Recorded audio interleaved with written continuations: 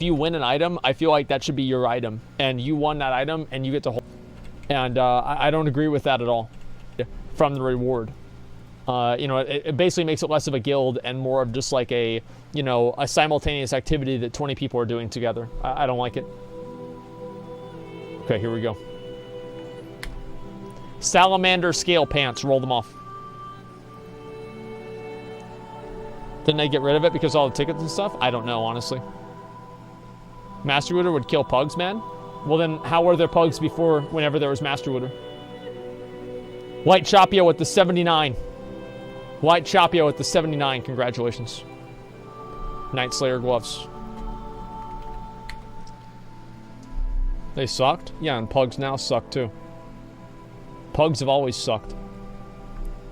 AKA Fox Slayer, the only person that needs them. Congratulations.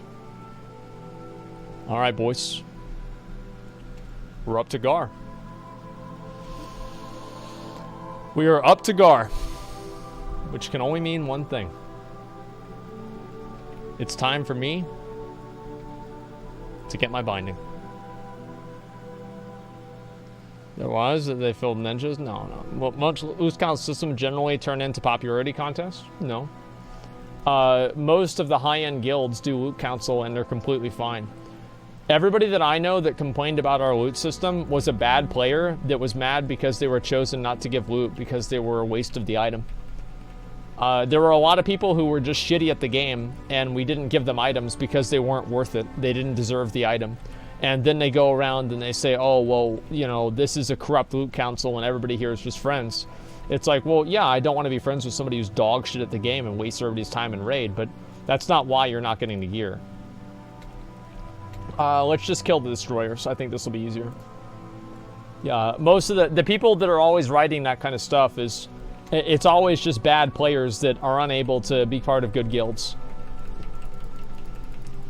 Like, whenever I did loot council, it was fine. Like, we had some complaints, of course, but, you know, for the most part, everything went very well.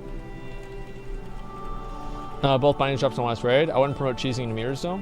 Well, there's a difference between cheesing the meters and, like, underperforming below somebody else by, like, 80% or, like, you know, 40%. And I think also a good loot council understands the difference between, like, cheesing the meters and, you know, somebody actually doing their job. You know, looking at damage done to effective targets, etc. Generally, like, the way that I do it is, unless it's, like, a very, very high-end item, like Atiyesh or, like, a legendary or something, you basically have, like, a minimum baseline that you allow people to meet, right? So it's like, okay, this person is at least this good. And if they are at least that good, then they're in the running for the gear. And then at that point, it's basically decided on who's gotten loot most often and what current item do they have, what upgrade is it, you know, how big of an upgrade is it, etc.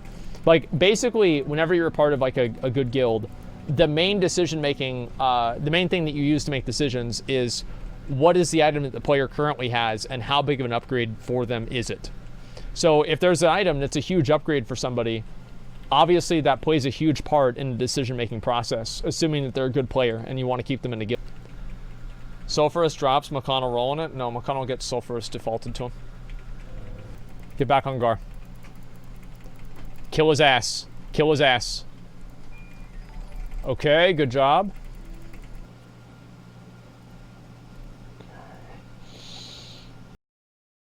About it, man. But, man, what if I had this? What if I had that, dude? Oh, and where's my other likes? This one right here. Okay.